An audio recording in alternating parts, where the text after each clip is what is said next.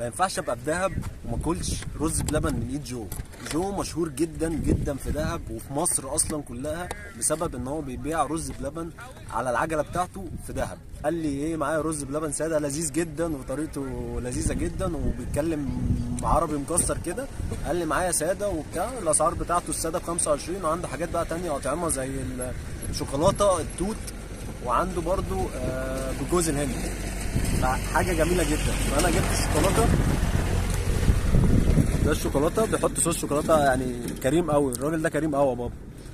فتعالوا بقى نجرب الرز بلبن بتاعه عامل ازاي. بسم الله الرحمن الرحيم.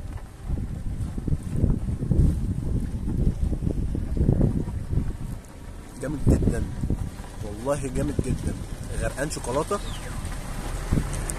فنديله بقى الطعم مع الرز بلبن، الرز بلبن نفسه طعمه حلو.